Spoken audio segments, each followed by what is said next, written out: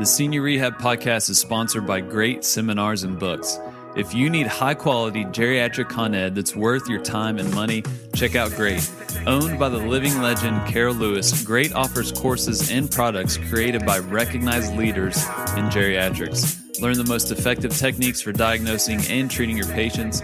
Just go to seniorrehabproject.com/great and get $25 off by using the code SRP25. The show is also sponsored by you, the listener. Go to seniorrehabproject.com/join to find out how you can help steer the direction of this movement and join our monthly meetup. Once again, that is seniorrehabproject.com/join. Hit me. Welcome to the Senior Rehab Podcast. The podcast for rehab clinicians that want to better serve older adults. Shorts. This is Senior Rehab Shorts, the evidence-based segment for geriatric rehab clinicians, bringing you relevant and applicable content to better serve your patients, regardless of your setting. And now your host, Joe Daniels. Hello, friends. Welcome to the Senior Rehab Podcast. I am joined today by my good friend, Joe Daniels. Joe, how we doing? Fantastic. Doing well. Awesome. So you just got back from a crazy stint. Well, you're not even done yet, but a crazy stint of geriatric residencies. So I wanted to just give you the chance to just share some lessons learned along the way and some advice for all the other people going through those residency interviews now or in the future. But first, I want you to share what happened to you in Nebraska this past weekend. Yeah, so this is an interesting story. So come back from Omaha, Nebraska this weekend. Had a phenomenal interview process with Creighton. So shout out to the Creighton folks for having me and for being so welcoming. So we're doing the tours with the current resident of the facilities and all different basically rotations or facilities that we're going to be at as far as rotations for the residency. And we go in and the current resident's introducing us to all the folks, and this one gal comes up to me and she's a PT, and she says, are you Joe, like Joe Daniels by chance? Like the Joe Daniels from the Senior Rehab Podcast? And I just gave her this funny look. I'm like, yes, that's me, I guess now. And she's like, I really, really liked your first episode. Just listened to it. Literally came out that day. So this was on, actually that was on, when it came out. It came out on Thursday, right? Yeah. It came out Thursday, yeah. So I was there on Friday, and she's like, listen to your episode last night. I really enjoyed it. I'm really excited about the content that's going to be coming out. I said, great. I'm really looking forward to it too. It's nice to meet you.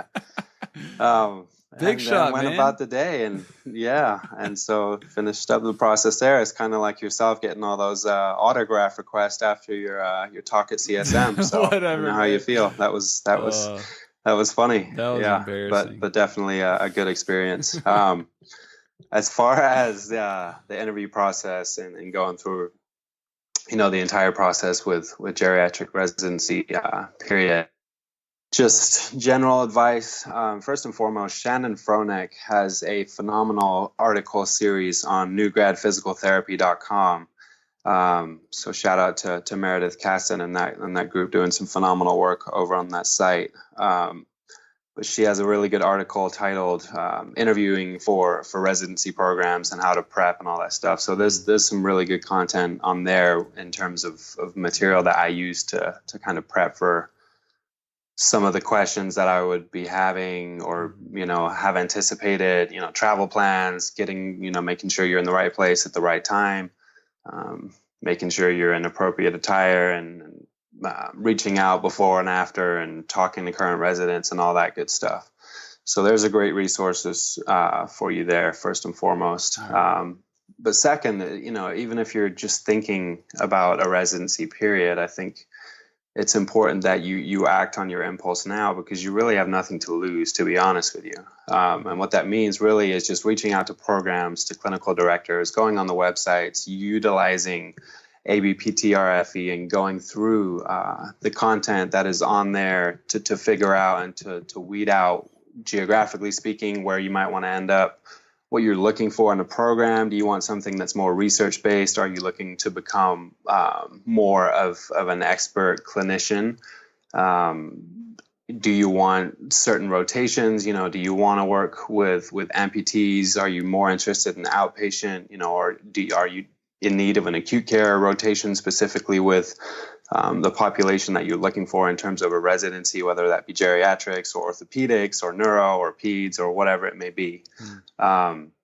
Because the cool experience that I had at many programs is that you interview at 2 programs specifically, 2 out of the 3 so far.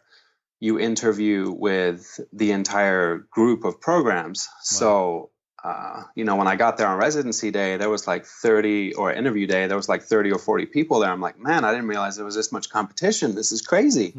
And so when I started asking around, they're like, oh, we're interviewing for the ortho residency, or, we're here for peds. And so that was cool. And then with Creighton this past weekend, it was combined with OT as well. So it was PT and OT.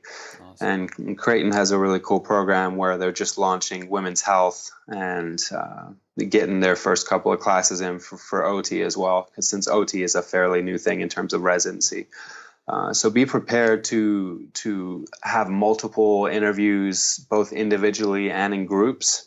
Had some really good interviews this past weekend, had a group interview, where you really have to be able to showcase your ability to work in a group and as a team, and to be able to actively listen to those around you, and then, be asked questions later on in the interview, not necessarily about yourself, but to those that you're working with. So I think active listening is a massive skill as far as the interview process goes as well, and just being able to answer questions from a multifaceted perspective, and just being really able to talk about your background and your strengths as well as your weaknesses. And those are kind of generic interview tips, but it's just important that you come prepared, but that you most importantly showcase, I think, your interpersonal skills and your passion for whatever setting or field that you're going to be in. So let's get to what's really important. What did you wear? What did I wear? Yeah, man. Is that what you said? Yeah, like full suit. Breaking up a little bit. Full suit. Yep. Did you button up all the way? One button up high or low? Cuffs. Like what are you working with here? Yeah, I went the full 9, man. Dress to impress. I think you're only going to do it once. You only get that first impression. I think it's always better to be overdressed than underdressed. And the Shannon Fronek article on newgradphysicaltherapy.com reflects that as well. So always come dressed to impress. Button all the way up.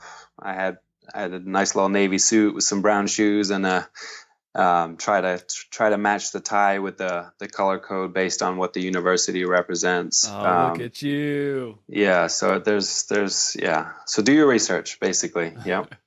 Awesome. So you've had 3 so far?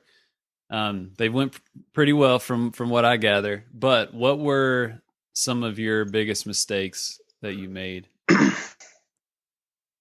I mean, I know you're process, or just the process altogether, or what? Just anything in particular that stuck out to you. Like, man, I wish I wouldn't have done that or said that, or whatever it is. And you may be perfect, which I don't doubt, but are there any things that stick out to you that you wish you would have done a little differently? Definitely not perfect.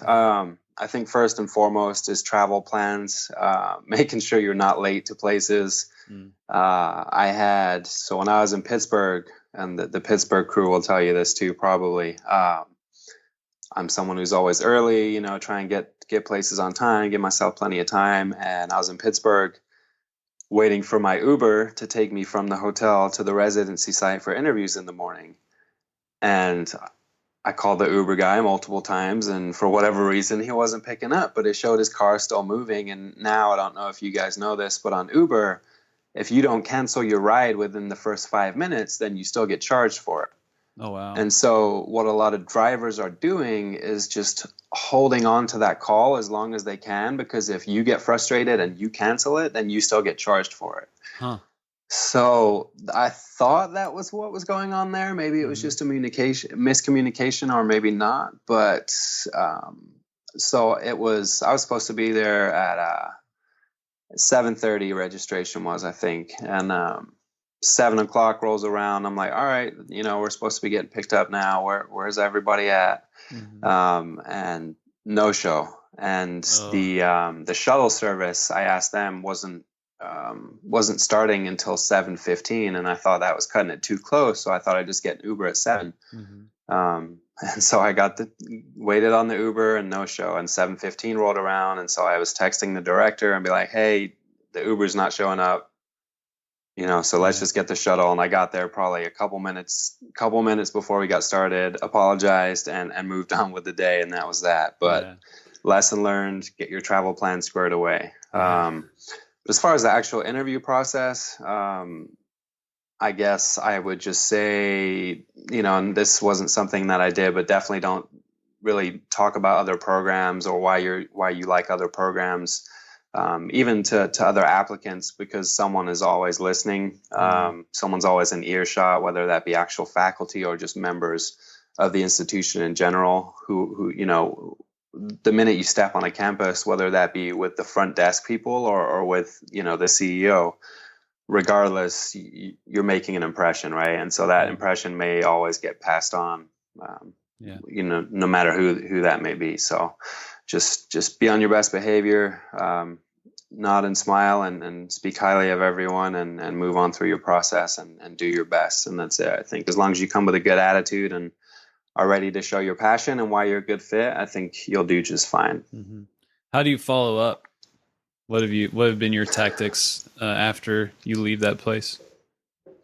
Yeah, it's a great question. So typically either the next day or the following day. So 1 or 2 days, I'll just send that follow-up email. Hey, thanks again for the opportunity. I really appreciated the time. I enjoyed this, and this about our conversations and our sit downs. I enjoyed this about the potential rotations or the curriculum, whatever it may be, and be truthful with that, because they're going to know whether or not that's reality if you do decide to commit to that program. And just, sincerely thank them for their time and say, I'm looking forward to hearing from you. Can't wait to hear about the next steps in the process. And so for me, just to tag onto that question now, having multiple acceptances is a struggle as well, because you have to tell programs that you want to finish up with your interview process, which I do. I want to give everyone a fair shot, and I want to fully explore all my options as well. And so putting that out there and saying, being respectful of their time and having to move on with the process if need be, say, I fully understand there's applicants in line. I want to be respectful of your time. Is there any way this deadline can be extended to X if you need more time in making a decision, if you're fortunate enough to have multiple acceptances, for sure. Yeah, that's a good point. Well, that's good stuff, man. I'm excited for you. You got a tough decision to make, but I know we'll be checking back in with you to see where you're headed and all the lessons learned and wisdom gained along the way. So yeah, thanks for sharing all that and just being absolutely open. So, all right, Joe. You got it. You keep it funky, man. All right, back at you. Right. There you have it, folks. Joe doesn't know about this bit of audio, but as I am speaking, Joe Daniels has already found out where he is going to be spending his geriatric residency, and that's going to be at the Brooks Rehabilitation Institute of Higher Learning in Jacksonville, Florida. Jackie Osborne is a coordinator of the geriatric residency program there. And I know she's very excited to have Joe. And I just wanted to publicly congratulate you, Joe Daniels. You're awesome, man. It's really impressive to see your hard work and willing to share any tips, any successes, any failures along the way. And I know, any student or new grad listening to this is going to be changed as a result and motivated to be better at what they do. So, Joe, here's to you. If I had a beer, I'd be raising it right now. And my only words of advice to you is keep it funky. Hit me. Thank you for listening to the Senior Rehab Podcast. I appreciate your time. And if you enjoyed this episode, do me one favor. Share it with one other person that would benefit. Thank you. If you want to see the show notes or find more episodes, just go to seniorrehabproject.com. And until next time, my friends, do not forget to stay funky.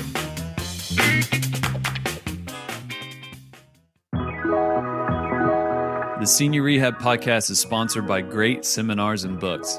If you need high-quality geriatric con ed that's worth your time and money, check out Great.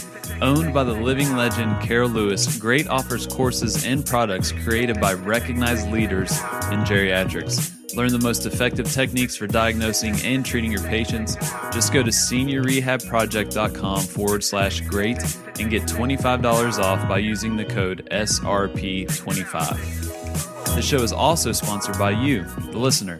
Go to seniorrehabproject.com/join to find out how you can help steer the direction of this movement and join our monthly meetup. Once again, that is seniorrehabproject.com/join.